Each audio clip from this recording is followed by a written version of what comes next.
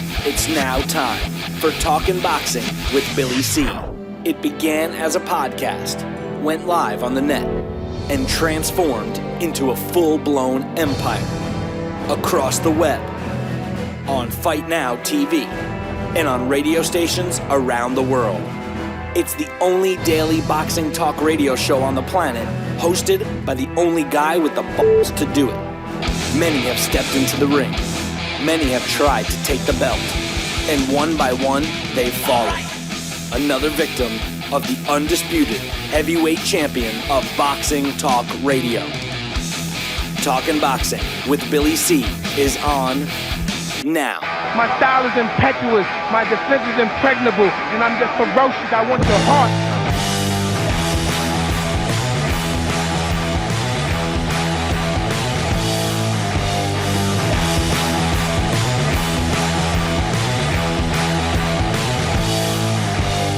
And we're coming to you live from the Billy C Studios in Lake George, New York. I'm Bill Calogero, and it's time for Talking Boxing with Billy C. Good morning, good day, good evening, whenever you're listening. I hope you're doing all right today.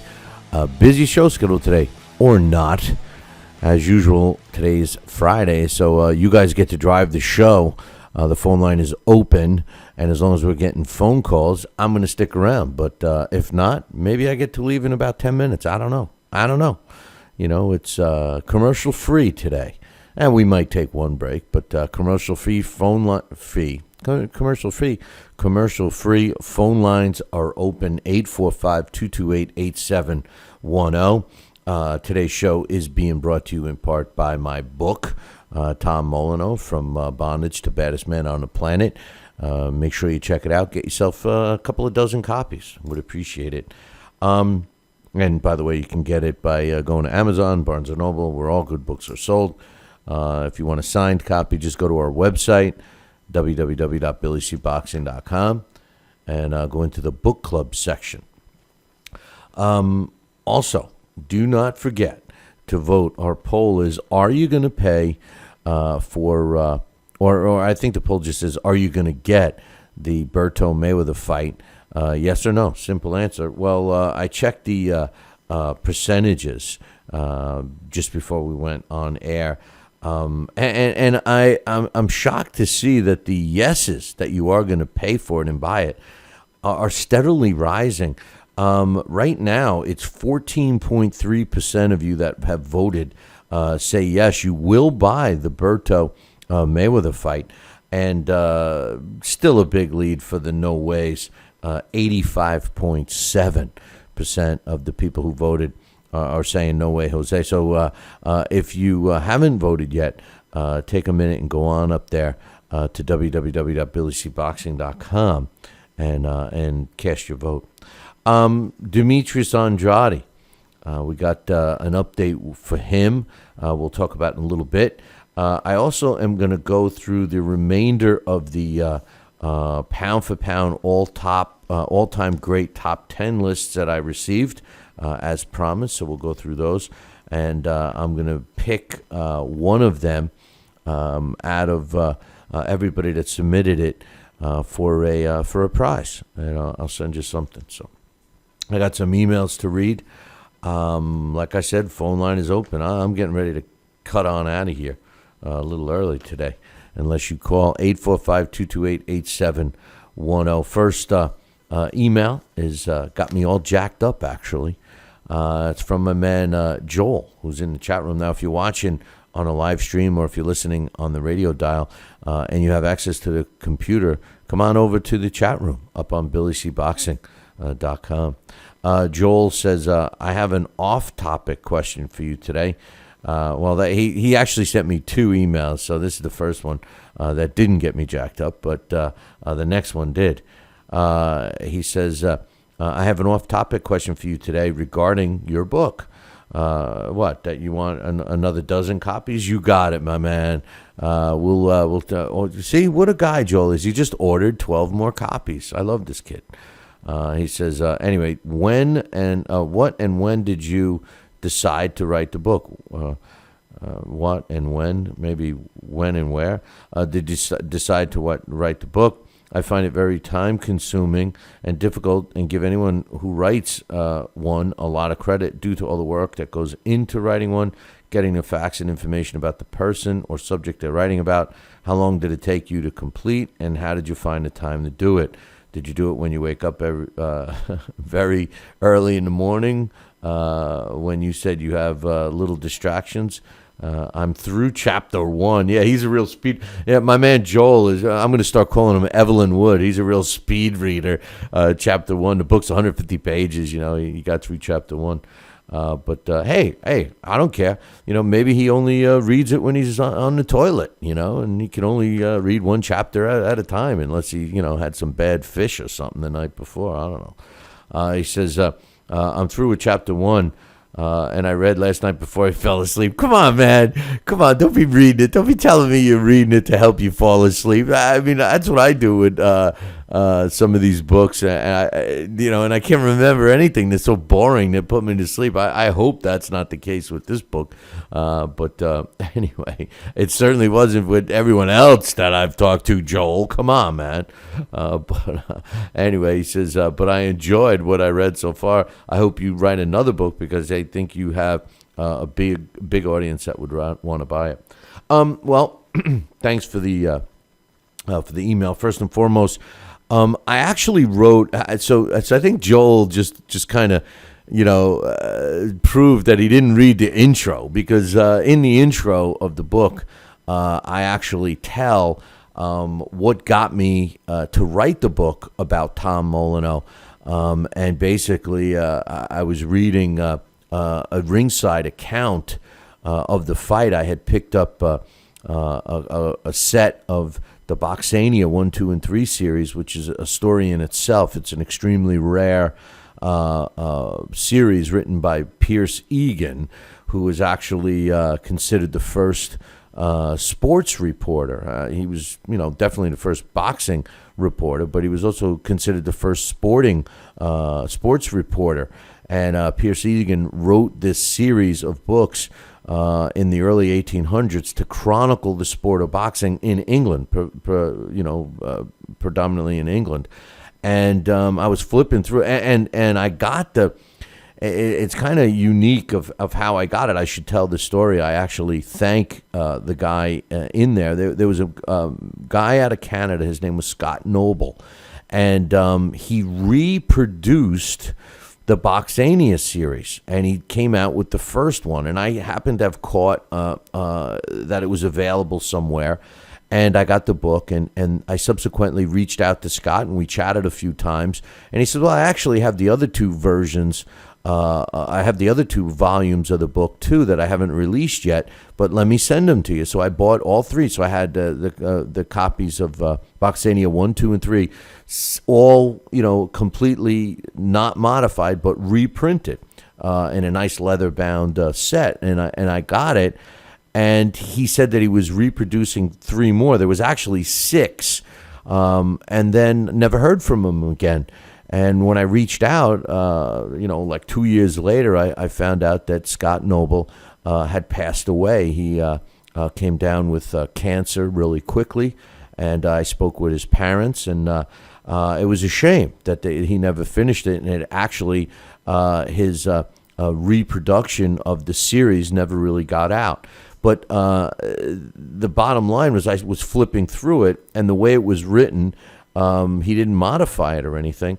And the way Pierce Egan wrote it in the early 1800s was very hard to read. The way books were written is sort of like the Bible, And I'm flipping through it, and I'm reading about all these great, or just all these bare knuckle fighters, whether they were great or not. And some of them actually that he got to watch are in the Hall of Fame, and have some great stories behind them. But I was reading about Tom Molineaux and Tom Cribb, the fight itself. And one of the things that captivated me was Pierce Egan was describing, he described the 2 fighters. And Tom Molineaux being a freed slave and being born in a southern plantation. He was an extremely dark-skinned black man. And he was described as such, the black, the Moor, as black as coal, they referred to him as. Obviously, there's no pictures, just sketches of him. Tom Cribb, I should say, was the complete opposite. He was a guy that was described as lily white as milk. So I'm reading this, I'm like, oh, yeah, and as I'm reading, Pierce Egan says and I'm not going to give it away, but by a certain round, he says the two combatants. First of all, he said it was the most brutal fight he ever witnessed, and he says by the this specific round, he said the two combatants were so brutally disfigured and covered in blood that you couldn't tell them apart. And I'm saying to myself, oh my God, what the hell kind of fight was this where you couldn't tell these two guys apart? And I immediately had to know more about Tom Molineaux. So subsequently, that started my research. Now, the research itself, Joel, took me 7 years. One of the reasons the book it doesn't have a hell of a lot of pages is because I made a decision. While I was working on this book, Colleen Aycock and Mark Scott were putting together a book that was published about the first black champions. And they asked me, I had spoke to them and told them I was working on this project. And they asked me if I'd be willing to take my book and give them an essay of Tom Molineaux and include it in their book. And at the time, I was writing the book basically from my perspective. I was creating the Tom Molineaux book from my perspective, and it was, more of a dragged out book, a lot of elaboration and stuff. But when Colleen and Mark asked me to write the essay for their book, they only gave me a certain amount of pages I could do it with. So I had to rethink how I was presenting the book. I wrote the essay. I got a lot of compliments from it. It's actually the first story in that book. And when I was done, I kind of changed my outlook. I said, the essay would be a good layout for my book.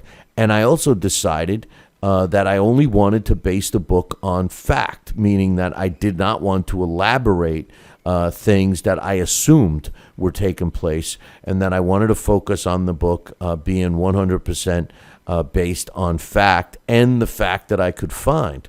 So it took me 7 years to get all of the research out of the way. I found all kinds of stuff, and it's in the book. I wrote about that. And some people made some claims that I couldn't substantiate, so I mention it at the end in the conclusion. But the book is pretty much based on fact.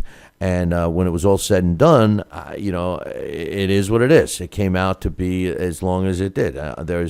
Was very poor record keeping back then. In the early 1800s, and when you add the fact that we're talking about a man that was born as a slave, whether you want to believe it or not, America could give two craps about these poor people, and I had a hard time finding stuff in the United States. As soon as Tom Molineaux went to England, all of the documentation was there because they kept much better records. Now remember, Tom Molineaux was walking this earth when the United States was only 33 years old. So interesting stuff. So that's how I did it. How did I find the time? Well, it was really hard to find the time, Joel. We did it. I say we. I wrote it.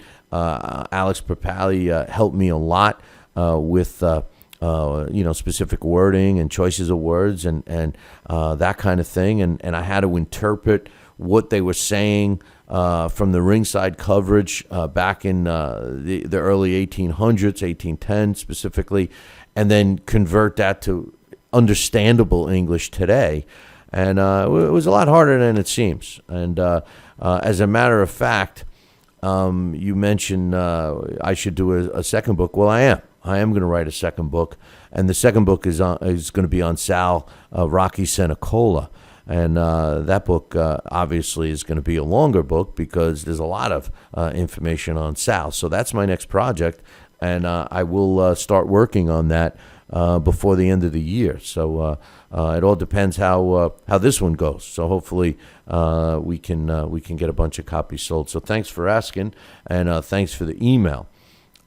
He says also Wilder is fighting a guy Erkan Tepper beat before he knocked out David Price.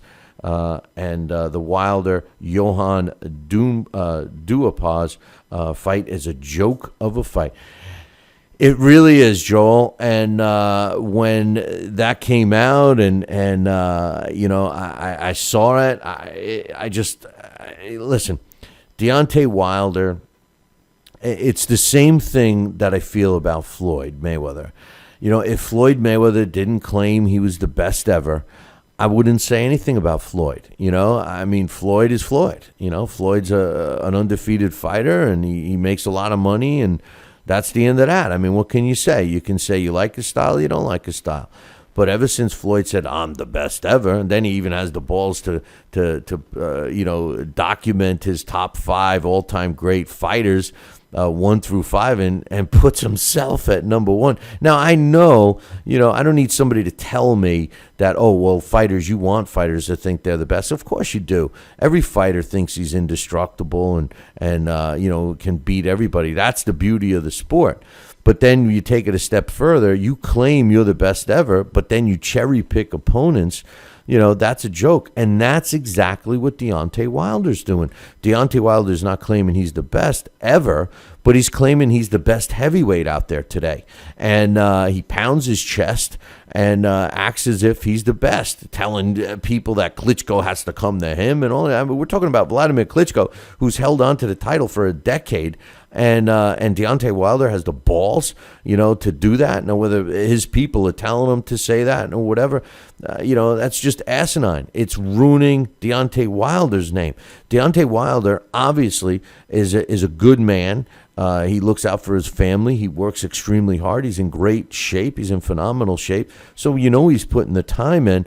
But, he's ruining his own legacy by listening to these bozos that are telling him to say this, if they are. If they're not telling him to say it and he's saying it on his own, well, then he's believing his own press clippings, and then maybe he's not as smart as I think. The bottom line, in case you missed it, Johan Duhaupas it's exactly what we were talking about yesterday about the smoke screen, the smoke and mirrors that the PBC and Al Heyman is trying to shove down your friggin' throats. And this is a prime example of it. Johan Duhaupas is 32-2. So if you're not knowledgeable and you see this guy's resume, let me backtrack. If you see this guy's record and you're going to say, 32-2, he's fought 34 fights, he's only lost twice. Oh, by the way, he's never been stopped and he's got 20 knockouts. You immediately think he's good. And that's the misconception. So when Deontay Wilder knocks him out in a couple of rounds and pounds his chest, everybody's going to say, ooh, wow, Deontay's a badass. No, Deontay Wilder's a fraud. Deontay Wilder is a fraud. All he's doing is cherry picking. It gets worse because Johan Duhaupas wasn't even ranked by the WBC until Monday. Monday, when they released their rankings, he mysteriously appears at number 12. So what does that tell you? That tells you that he's within the WBC rules that Deontay Wilder can use him as a title defense. This is a guy that's not ranked anywhere else, any other sanctioning body except the WBC, and he mysteriously appeared at the number 12 spot as of Monday. He's ranked at number 34 in the world as heavyweights out of like 1,100 heavyweights. That's every heavyweight. All right, even a guy that's 1-0. Number 34 in the world. Okay, number 34.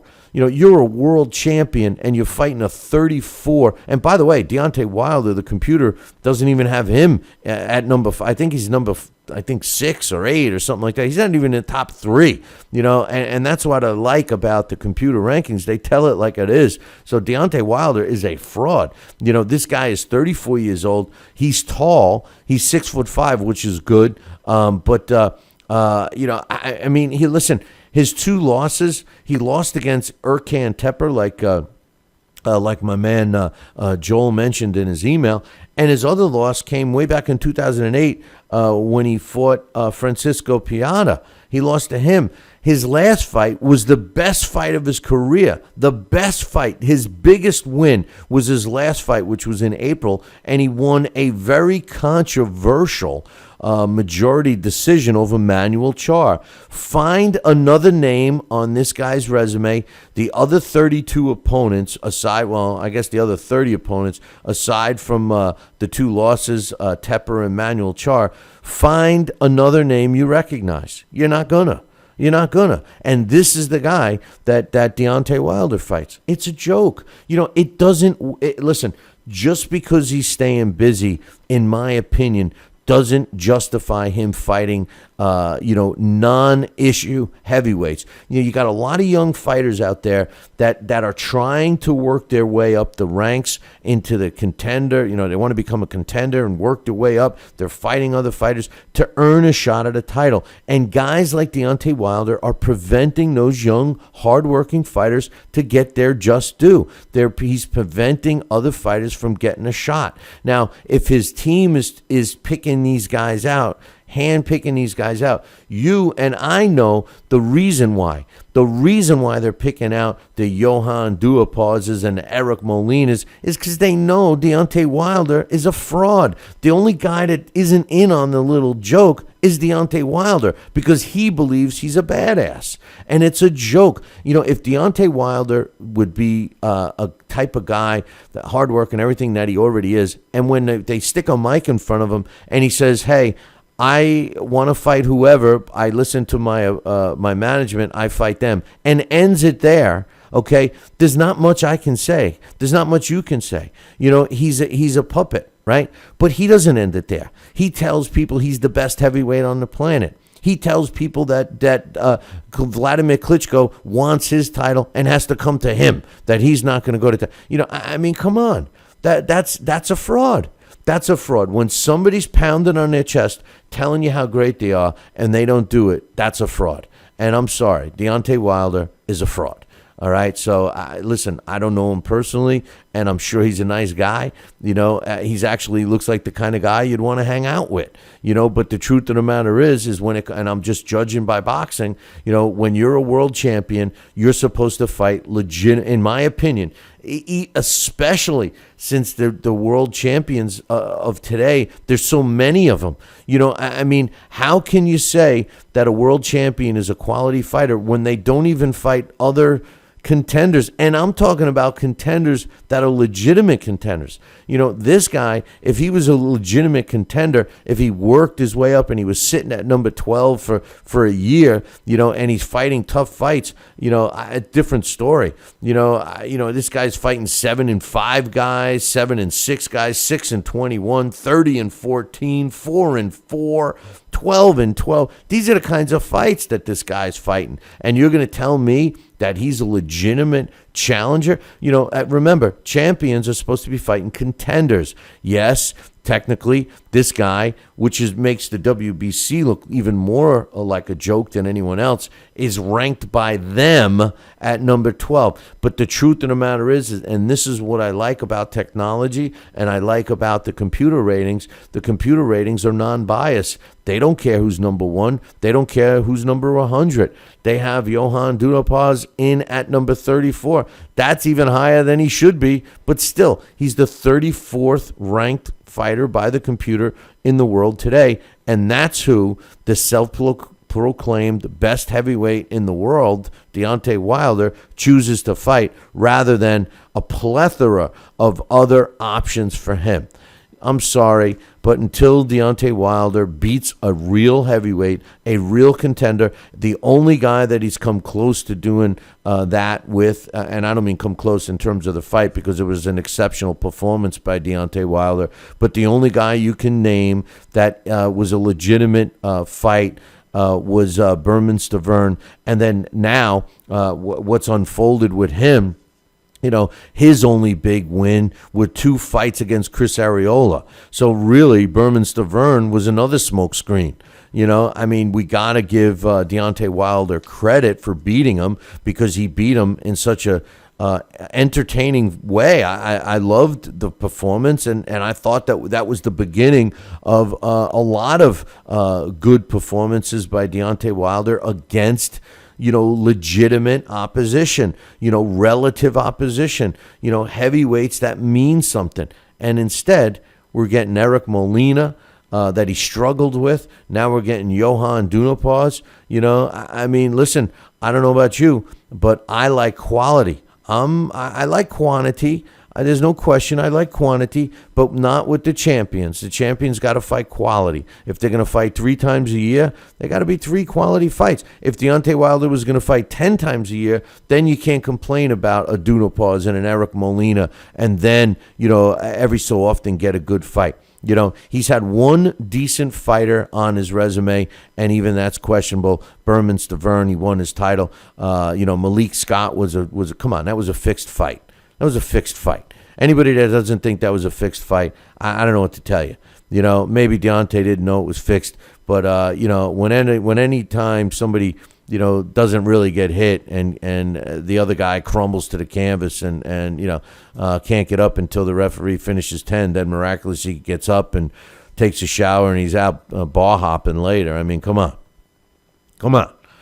Anyway, phone lines are open, 845-228-8710. I got a couple of more emails here. We got some news on Demetrius Andrade.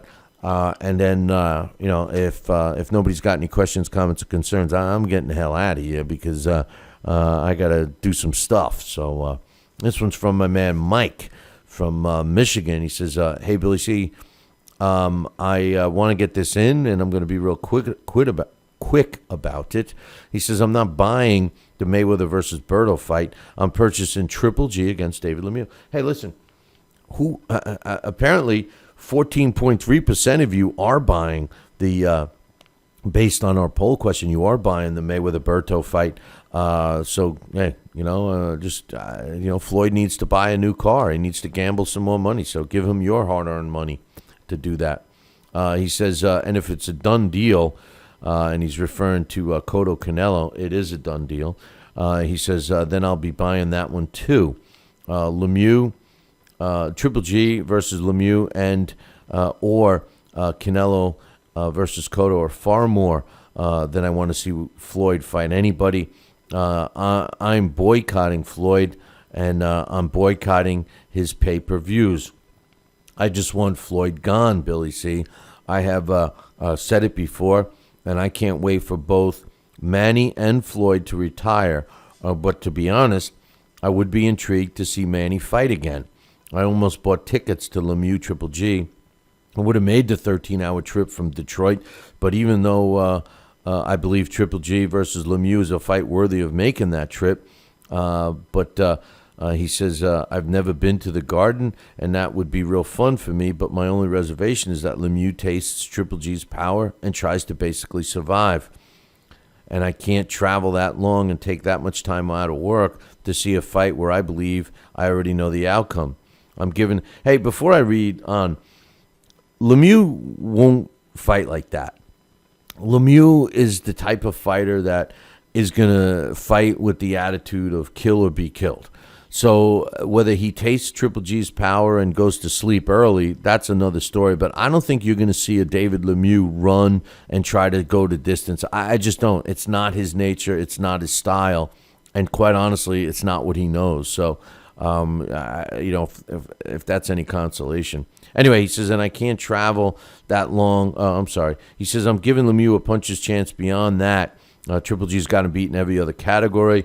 Could you go into a little more depth on how you see that fight playing out, given how we know Triple G is the real deal, but we don't know for sure or not sure if Lemieux is in his league? Also, do you think boxing will ever come back to Detroit? I've been to the Prince Nassim Hamed fight in Detroit with my dad when I was little, and I also got to watch Golota get knocked out by Tyson. Beyond that, the only other fight I've been able to see was Bradley against Alexander, and that fight sucked. Is Detroit in so much of a funk that we can't get semi-big fights here? I mean, we had the Super Bowl quite a few years back, and that was a success with a question mark. Yeah, every Super Bowl is a success. He says, I'd like to see a fight an interesting and competitive fight in Detroit, or at least not have to travel over 10 hours to see it. What's your thoughts? He says, please read this on air. My computer's broken. I can't participate in the chat room, so I'd really like your response. Well, hey, you take the time to send me an email, and of course I'll respond. As far as Triple G against Lemieux, real quick, I can't wait for the fight. I'm so excited that we got, two really good pay-per-views coming up. Triple G, David Lemieux, and of course Cotto, Saul Canelo Alvarez. I think that's a quartet of fighters that could fight each other a couple of times. As a matter of fact, we were talking yesterday about, in my opinion, the two winners fight. And if it were me, if I was promoting it, I'd have the two losers fight each other on the undercard of the two winners, and then maybe give them a chance to win, and then get a rematch with the winner of the other two. I mean, I'm sure these fights are going to be entertaining. I'm sure of it. So I'm looking forward to it. I think they're both going to be home runs. Triple G is a drawing machine. Everybody wants to see him. It's evident with how quickly the Madison Square Garden pre-sale tickets sold. It doesn't matter where Triple G fights, no matter where he goes. There's sold out arenas. As far as Saul Canelo Alvarez, he does very well at the gate, and so does Miguel Cotto. David Lemieux, well, you know what? David Lemieux is huge up in Canada, and he does pretty damn well here in the States. There's a lot of people that like him. So listen, I think if you recall, Golden Boy is projecting, Golden Boy and K2 are projecting about 300,000 buys for the Triple G David Lemieux fight, and I think they're going to get that easy. I think they're going to do 300,000 easy. I wouldn't be shocked if they get 500,000 buys or even more. That's how much people love Triple G. Listen, the people I talk about boxing with, not like Dax and Alex and those guys. I'm talking about just regular schlums like everybody else. They've heard of Triple G. They can't wait for the fight. And I'm starting to notice a lot of casual fans, or even other sports fans that don't follow boxing that much, are turned off by Floyd. And they don't want to see Floyd Mayweather. Manny Pacquiao. Everybody gives Manny Pacquiao a pass because, he's such a likable guy. But the truth is just like Mike says here, he's pretty much done too. When he and Floyd ride off into the sunset, and gives some of these young fighters a chance to showcase their skill sets, that's going to be great. As far as boxing coming back to Detroit, I think that the Kronk Gym has a big role in this. I think if they were able to get back and produce some champions, I think that could help the cause. I also think that you need to get a promoter that's willing to do the shows. I'm not familiar with the Michigan Athletic Commission. I don't know if they're hard to deal with or not, but that's also a major issue.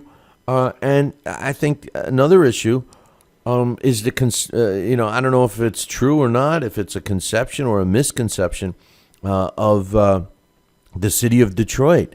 I was talking to some people recently, and they said, what they portray about the city of Detroit, they only show the worst sections, that there are some good sections coming back, and I really don't know that because, I don't go to Detroit,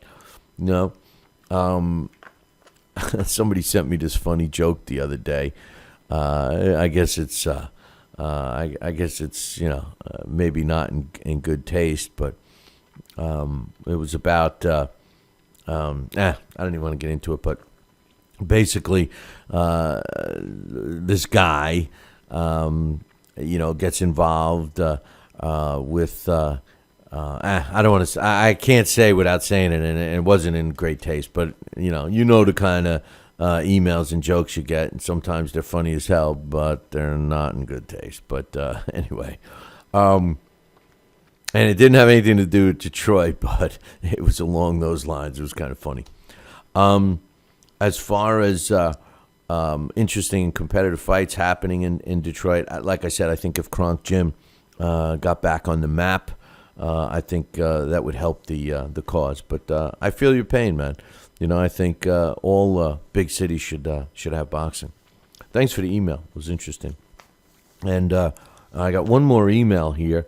So if you got any questions, comments, or concerns, now's the time to call, man. 845-228-8710. This is from my man Trevor in Seattle. He says, hey, Billy C., I appreciated the attempt for a rotating show. You seem to truly care about your fans. It would be nice if certain fighters felt the same. I appreciate that, Trevor, and I'm glad you noticed. And yeah, we really tried to do a rotating schedule, but logistically, it just, I couldn't get it to happen. We had, the players, Dax and Alex and Melissa Smith, who is scheduled to come back soon, Emily Harney, all said Sal, everybody was willing to do whatever they had to. Larry, to continue with the show, regardless of what time I needed them. So that end was all good, but, logistics for the bandwidth requirements I need for to get it out there and all of that, that we couldn't get together without giving an advanced notice, like 30 days advance. Like, I'd have to have it in place 30 days ahead, and that wasn't the idea, So, yeah, it's a shame. I wanted to do that. I have a lot of ideas that I wish I could implement, but I need a big sponsor to help us do that. But anyway, he says, I'm super jacked for this Triple G card. K2 seems to really get it. He says, I'll be hosting another party with my buddies who are sports fans, but not necessarily boxing enthusiasts. I'm pleased to share that they all love Triple G. See? I mean, anybody that, tries to tell you that a style similar to a Floyd Mayweather is entertaining, they're full of shit. You may like it, you may appreciate it from time to time to see a guy like Floyd at work where he's, showing his skills and stuff.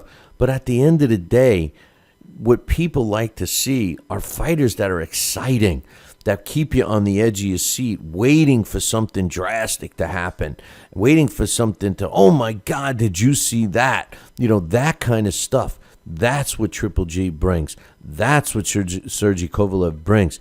These are the kinds of fighters, Terrence Crawford, Saul Canelo Alvarez, these are the kinds of fights and fighters that bring that excitement to the ring. And they can catch and snag a non, diehard boxing fan to come on over and enjoy the reindeer games. This is what they like, that water cooler conversation. The guy that's not a big baseball fan, but during the playoffs and during the World Series, he's talking about the game. Same thing about football. When you get big, exciting fighters, those people that don't really follow it diehard will talk about it and will be interested. But when you got, not so good fights that aren't that interesting and who's going to win, it's no good. It's no good. But he says, we had a Mayweather-Pacquiao party and everybody was beyond disgusted for good reason, but partially because their boxing experience has mostly consisted of Triple G fights, and that spectacle was less than pleasing to the casual viewer or pugilistic fan, for that matter, and a far cry from a big drama show. That's, Trevor, I feel your pain, brother, He says, to the question, assuming Triple G wins, and he says he's betting that he finishes the job before the fifth round, where do you see his status after the bout? The haters will hate, but at some point you got to give the guy credit, and you got to give the guy the credit he deserves. He's been a dominant fighter since he's a teenager. It's not his fault that other fighters don't want to risk fighting him, but the money's there now. Do you see him crossing over into mainstream, or will it still take a big name like Cotto, Canelo, or Ward before he truly becomes a star? Thanks for your time, and keep up the great work. And Trevor says, I'm also excited to read the Molineaux book. Hey, Trevor, do me a favor. Read it. Let me know what you think. And for anybody that reads it, if you get some time, go on up to the Amazon site and write a review. That would be great. Unless it's not a good review, then don't worry about it. I think that I think Triple G is a star right now. I think it's evident with the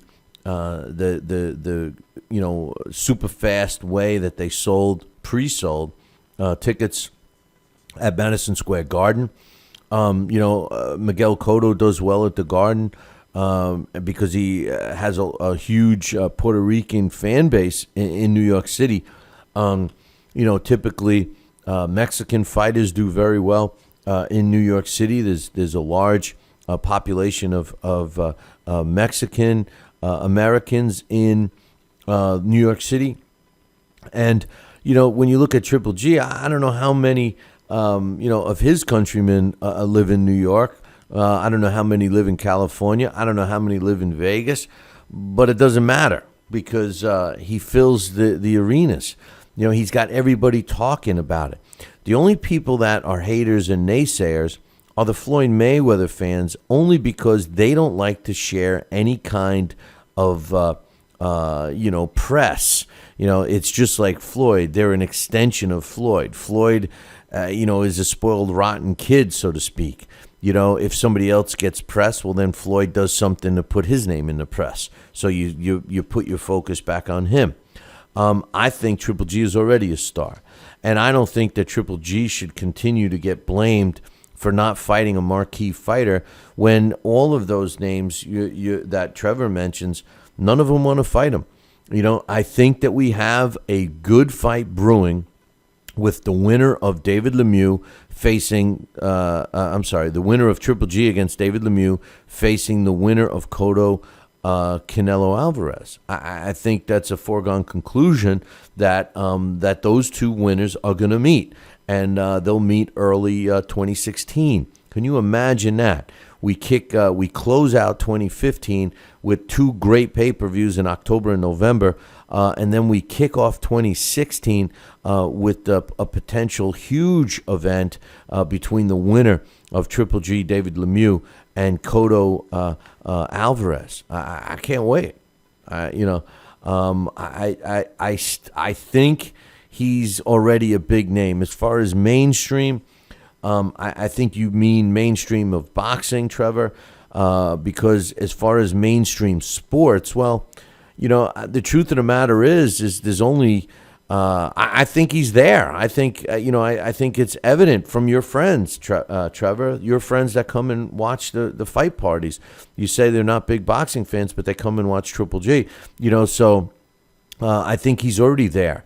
I think he's right in the same boat as Pacquiao and Mayweather in terms of the interest level. Obviously not in terms of the money and all of that and all of the things that go with Pacquiao and Mayweather. But as far as the casual fan, I think they've all heard of Triple G. They may not know his name is Glockvin, but they all know of Triple G. And they all imitate the big drama show. I mean, he's got a catchphrase and everything else. So I think he's there. And I think that the Lemieux fight is going to really push him forward. And I believe that the fight and obviously the win, I don't know if it's going to end within 5, but I do think that the fight will not get into double-digit rounds. And I think it's going to be an exciting fight. And I think it's going to really change the game for Triple G. I think after his win over David Lemieux, he is going to be catapulted into superstardom. Right now, I think he's a star, but I think he'll be a superstar after his win over Lemieux. Now, I'm not, giving Lemieux no chance of winning. David Lemieux is an extremely powerful young man who can land a knockout blow at any time. And, one of the question marks with Triple G is, can he handle a devastating puncher that lands a flush shot? We've seen him let fighters hit him, which I think is stupid. But he's never let a David Lemieux. I would be shocked if he lets a David Lemieux hit him. So it's an interesting fight, just like Cotto Saul Canelo Alvarez. So appreciate the email, Trevor, and everyone else that sent them in. Demetrius Andrade filed an appeal with the WBO. In case y'all forgot. The WBO has been pretty strict with their rules and stuff, and Demetrius Andrade didn't conform, and the WBO gave him 10 days to appeal their decision. Otherwise, they're going to strip him of his WBO junior middleweight title. And since he's promoted by a pretty good lawyer in Joe DeGuardia as one half of his promotional team, they did respond. They waited till the 11th hour, but they did respond. Andrade has claimed that the WBO has failed to offer him a mandatory opponent during this past 7 months for him to defend his title, which I think has some substance, because normally, a fighter might present a fight to a sanctioning body for approval. If they don't approve, a sanctioning body generally gives some options. So I don't know if this is Demetrius Andrade's side. They also mention that a letter that the WBO sent to Demetrius on January 23rd of this year stated that the WBO would force a purse bid between him and their number one challenger, Jermall Charlo. And if the agreement wasn't made within 30 days, it was going to go to the purse bid. If an agreement wasn't made, then it would go to a purse bid. However, according to Demetrius Andrade, the WBO did not force the purse bid, and then Charlo went to sign an agreement to fight Vanis Martirosyan 30 days after Andrade had signed his contract to fight Charlo. They have produced and sent a copy of this contract, and it has a date of, according to Boo Boo Andrade, it has a date of January 14th on it, which kind of makes no sense, considering they are saying that the letter from the WBO from January 23rd, which is after that, says that they're if they can't make an agreement, so that means that the WBO must have known that they were in negotiation. But it also states this appeal states that it was Andrade that signed the contract, and the money was there, $300,000, and that Jermall Charlo is the one who pulled out of the fight, and he issued the statement that says this: "We respectfully request that the WBO allow Demetrius to defend his WBO junior middleweight title against any one of the top 15 opponents. Only the WBO has the ability to force one of their approved challengers to fight him. We respectfully ask the WBO World Championship Committee to use their power to force a top 15 fighter to fight him at their earliest convenience. We would be more than willing to allow a fight to occur under the rules of a purse bid if necessary. Please use your power and authority to step in and force a mandatory fight to allow Demetrius Andrade to defend his title in the ring, where they should be decided. And you have a word that will honor the WBO by signing to fight anyone approved by the WBO before September 30th. They also said that they would be willing to go overseas and take an opponent for an approved opponent by the WBO, that they would do it for half of what they were going to make when they were supposed to fight Charlo, which was $300,000. So they're willing to accept $150,000. They also added in closing that the WBO, still, even though the WBO has threatened, in addition to stripping Demetrius Andrade from their belt, from his belt, they're also going to remove him from their own rankings. And Team Andrade filed as part of the appeal that Saul Canelo Alvarez is considered the WBO number one world-ranked contender, but he hasn't fought as a junior middleweight since September 14th of 2013, which happens to be 9 months prior or I should say 9 months earlier than Demetrius's last title defense. And they throw in that Team Andrade is only requesting the WBO Championship Committee to allow Demetrius the same opportunity to defend his ranking. I think they make a good point. It certainly seems like there may be some shenanigans going on. So anyway, that's an update on Demetrius Andrade. And apparently that title means a hell of a lot to Boo Boo. Hey, Boo Boo. But anyway, we gave you guys a project, or an assignment, I should say.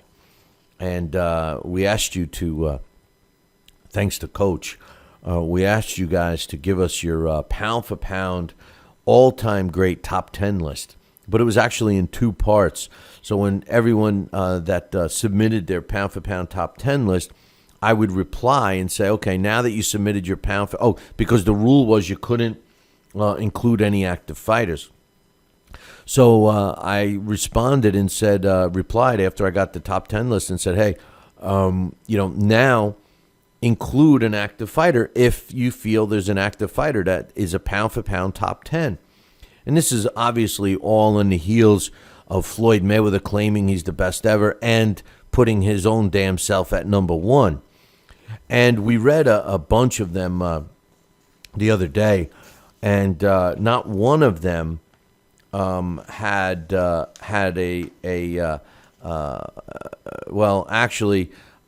we had Mike said that B-Hop would be in his top 20, but nobody had anybody in the top 10.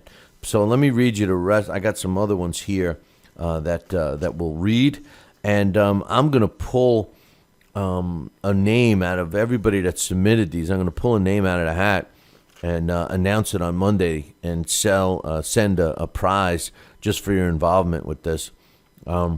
Coach, who started the whole thing, says his top 10 all time is Sugar Ray Robinson, Willie Pep, Henry Armstrong, Harry Greb, Roberto Duran, Benny Leonard, Muhammad Ali, Joe Louis, Gene Tunney, Jack Dempsey, and Jack Dempsey. Because he made it hard. Coach likes to make it hard for me. He didn't number them like everybody else did. He just wrote them, He says, Mayweather never breaks my list unless he fights Brooke and Triple G.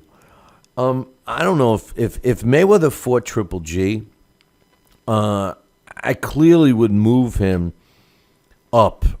I don't have him.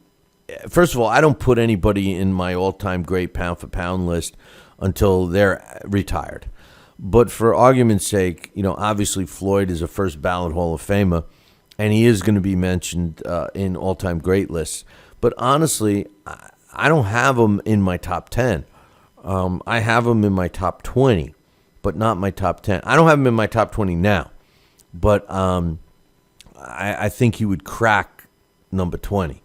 I read my pound-for-pound all-time great list the other day, and I'm sorry, he just doesn't.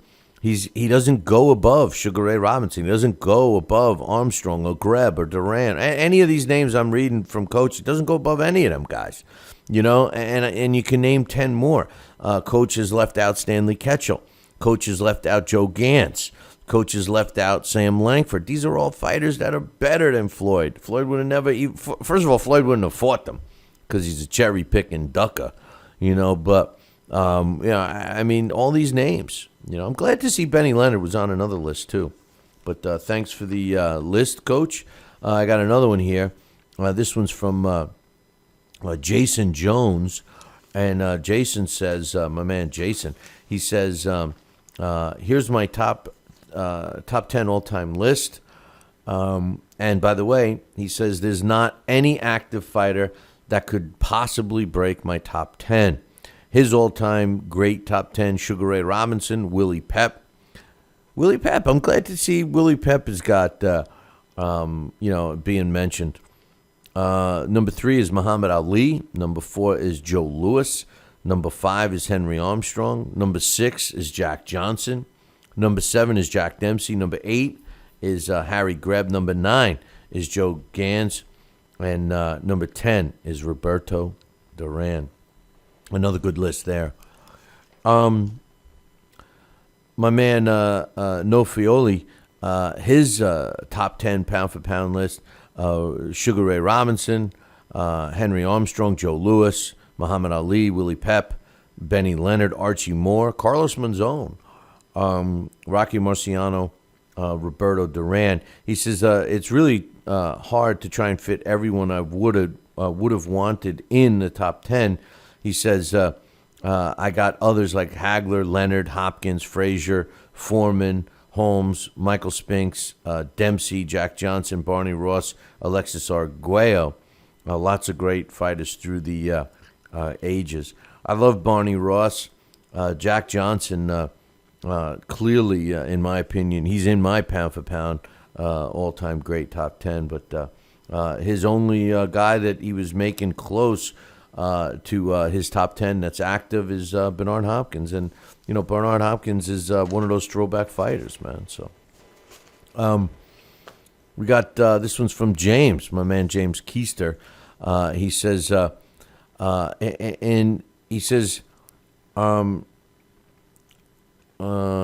if I included any current boxers, I might replace, let's see, it would be his number 1, 2, 3, his number 4 guy, Mickey Ward, with Manny Pacquiao, and Schmeling with Arthur Abraham, but I would do it begrudgingly. Now, his all-time great top 10 list is Sugar Ray Robinson, Jake LaMotta, Sugar Ray Leonard, Mickey Ward, Arturo Gatti, Muhammad Ali, Mike Tyson, Joe Louis, Rocky Marciano, and Max Schmeling.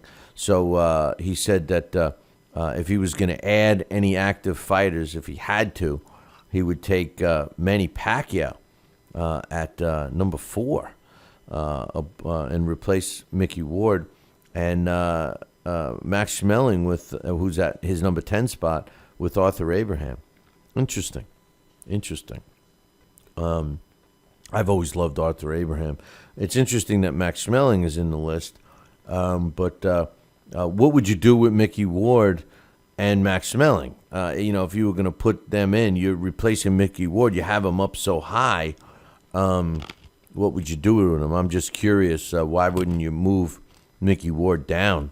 If you're going to put Manny Pacquiao, if you have Mickey Ward at such a high spot and you replace him with Manny Pacquiao, what happens to Mickey? M-I-C-K. Oh no, that's a different show. But thanks for the list, James. We have another one here. How many more do I got? I got one more. This one's from my man Russ. Russell, he's in the chat room right now. His all-time great list. He also has a little comment about about all-time great pound-for-pound fighters, which I'll read in a second. But his list is number 1, Sugar Ray Robinson, number 2, Joe Louis, number 3, Muhammad Ali, number 4, Henry Armstrong, number 5, Sam Langford, number 6, Willie Pep, number 7, Rocky Marciano, number 8, Harry Greb, number 9, Roberto Duran, and number 10, Sugar Ray Leonard. And he says, Billy C., that's a good question. I think when considering all-time pound-for-pound fighters, this was after I said, well, do you have any modern active fighters? He says, when considering all-time pound-for-pound, there needs to be a significant period of time given after the fighter's retirement to properly assess them and as they relate to history And until a fighter has retired, we really don't know the full story. Let's imagine Mike Tyson retired after the Carl Williams fight at 37-0, and the latter half of his career never happened. Well, I would think he would rank way higher today in the all-time great list, and we would not have seen his flaws and his losses. Very same could be said for Roy Jones Jr. And that's an excellent point. And that's also a reason why, just by being undefeated doesn't mean you're great either. Because I think if I think if Mike Tyson retired after Carl Williams, there would be a lot of people that would have definitely ranked him higher. But over time, I think the dissection of his career might have brought naysayers in the picture and say, well, he really didn't fight this one, didn't fight that one. He ended his career so soon, blah, blah, blah. I mean, they come up with all these excuses. So he goes on to say, so until the fighter's career has ended, we just don't know the full story. Floyd Mayweather could theoretically lose to Berto, and his all-time pound-for-pound ranking would drop significantly. Having said that, beloved fighters like Ali can get away with a few losses. Yeah, but Ali, the reason why Ali can get away with a few losses, I can't stand that sentence, Russ, because it almost sounds like the O is really important to you. And Muhammad Ali, even though he's got some losses, look at who he fought. This is a guy that fought, every great heavyweight from that was great in the 60s and the 70s and even the beginning of the 80s, at least 1980, right? I think that was his last fight. This is a guy that fought everyone. He didn't duck anyone. So, you got to get credit for fighting those fights. It's like what I say about Floyd Mayweather when, he acts like he did us all a favor by fighting Manny Pacquiao. I gave the people what to want. Yeah, dude, that's the guy you were supposed to fight. All great fighters at least fight the guy that's parallel with them while they're active. So Floyd was able to turn it around and make everybody jump for joy like he did such a great thing. He didn't do a great thing. He did what he had to do. He's not doing what he has to do to be considered an all-time great. All these guys, even though these lists vary, all these guys accomplished great things in the ring. Every one of them did. Every one of them far exceeded what was expected of them. That is what makes them great. That's what makes them all-time greats. The most recent, and the reason why I bring him up isn't because he's one of my favorite fighters, but he's one of the more recent guys to have done it, and that's Sugar Ray Leonard. Like him or not, he did it. He fought the best when he came from retirement. You like Klitschko or not, he's fought every heavyweight that's available. You can't, make up a heavyweight that doesn't exist or go back in time and grab one and bring it back. You can't blame. And the same has to be said about Floyd. Somebody that doesn't like Floyd and says, well, he's around during an era where the fighters aren't that good. Now, that's not Floyd's fault. That's something you can't criticize Floyd or Manny or any other fighter of today. You can't criticize them because boxing isn't what it used to be. But where you can criticize is when they don't fight those fighters that are there. When they don't fight the fighters that are there, that's when the criticism happens. And, with ordinary fighters. But when a fighter like Mayweather says he's the best ever, and he's still not fighting the fighters that are parallel, and he's cherry-picking fights, and he makes sure that every single fight is in his favor, in his location, at his rules, at his this, his that, everything's in his favor. How is that great? How is that a great feat?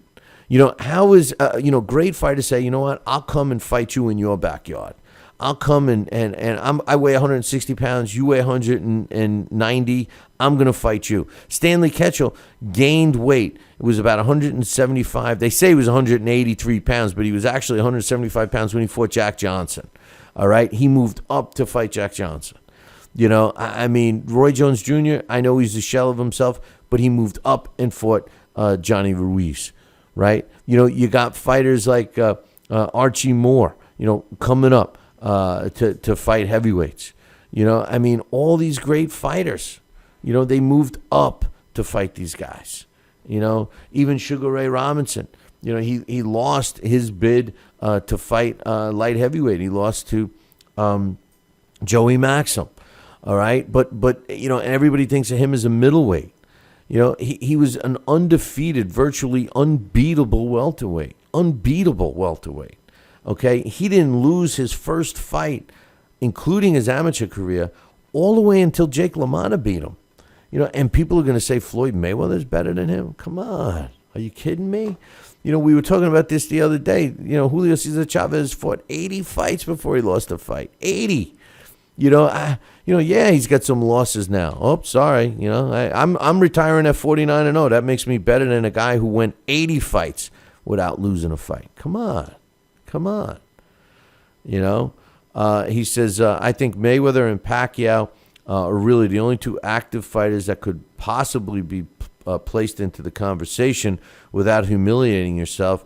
Triple G could be an all-time great, but he's a bit too old to still be fighting B-class fighters. And he says, in parentheses, Lemieux I consider a B+ or an A-. Again, I disagree. You can't blame Triple G when another fighter won't fight him. You got to stop with that shit. Everybody's got to stop with that shit.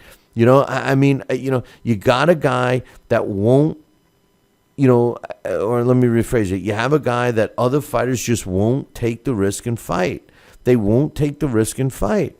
So how is that Triple G's fault? What is he supposed to do? Hold a gun to their head and say fight? You know the old saying, you can lead a horse to water, but you can't make him drink? Isn't that the same shit? I mean, come on. I can't stand it when people say that. Even you, Russ. Anyway, he says, I play Sugar Ray Leonard at number 10 in my all-time top 10 list, and I don't see Mayweather or Pacquiao up. I can't read what he's saying, but replacing that position. Sugar Ray Leonard would be, what the hell word did you use? Usurping? I don't know. But Sugar Ray Leonard would have beaten Floyd, and Floyd beat Manny, so that's how I see it. Also, I placed Duran higher than Leonard because Duran is the greatest lightweight who ever lived and split his fights with Leonard at Sugar Ray's weight. Actually, Sugar Ray won 2 of the 3 fights that they had because they did fight again, right? They fought 3 times. Anyway, he says Floyd retires at 49-0. If Floyd retires at 49-0, I'd rank him somewhere in the top 25 of all time, with Pacquiao significantly lower, somewhere in the top 100. To be simple, no fighter today has the pedigree to crack the top 15, let alone the top 10 of all time. I agree with you there. But the truth of the matter is on my all-time great list, Manny Pacquiao is probably going to end up being higher than Floyd Mayweather, and the reason has nothing to do with their head-to-head fight, because if that were the case, then I agree with Russ that you'd have to put Mayweather higher. But the reason why I would put Manny higher is because when I look at a pound-for-pound fighter, I look at this. First of all, pound-for-pound is all subjective, so nobody's right or wrong. Everybody, even if you have Mayweather as your best ever and number 1, that doesn't necessarily make you wrong. But the truth of the matter is for me, what I look for, in addition to the skill, and in addition to the relativity of who they're fighting and when they're fighting that person, et cetera, et cetera. I also look at the impact that they made on the sport from an excitement point of view and overall. And although Mayweather has clearly made an impact on the sport with his undefeated record and the money he's made, I don't think he's changed boxing for the better. I think there's been a lot of other fighters that have made boxing better, and I think Manny is one of those fighters because he's such a likable guy. I don't know. Manny's skill set has diminished, and maybe I have them close to each other, but they're not in the top 10. I can't see Manny Pacquiao or Floyd Mayweather on my all-time great pound-for-pound top 10, never getting into the pound-for-pound top 10 list, ever. So, hey, listen, I had the phone line open all day today, and no one called, so I'm going to blow out of here. I'm going to take off a little early, but I just want to remind you guys don't forget about my book, man. Tom Molineaux, From Bondage to Baddest Man on the Planet. It's a great read. You can pick up a copy where all good books are sold, including Barnes & Noble and Amazon.com. If you like signed books, you can go to our website, www.billycboxing.com, and click on the book club section, which is on the menu on the left-hand side, and there's some instructions there. Now, for everyone that's already ordered a book, we had a lot of pre-orders for signed books that I have to deal with, and I've sent them out in groups. Now, today, I sent another group out, and we sent, I think I have, I keep getting more in, but I think I have one more group that's going to go out, most likely on Monday. We sent a big group out today, so if you're from Europe, I know we got a bunch of orders from Germany and the UK, and even Australia. I got a couple from Australia. Those all went out. So, obviously they're going to be taking a little longer to get there. But I was pretty pleased to hear that, Dax, of course, and Alex got their copies. And I sent them the same time as I sent some other ones that actually went out west. And they all got them the same time, so I thought that was pretty good. Now, if you've placed an order and you haven't gotten your book, don't worry. The last batch is going out, if not tomorrow, which I'm going to try to do, definitely on Monday. I actually ran out of envelopes to put them in, not envelopes, the packaging. So, hey, man, we got some great fights on tonight.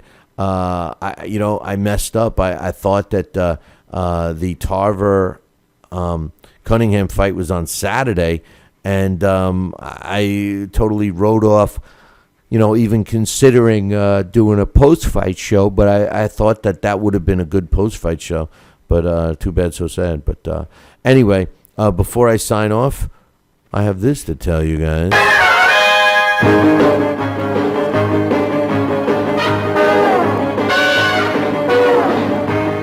Hey, man, don't forget to tune in Monday evening, same bat time, same bat channel.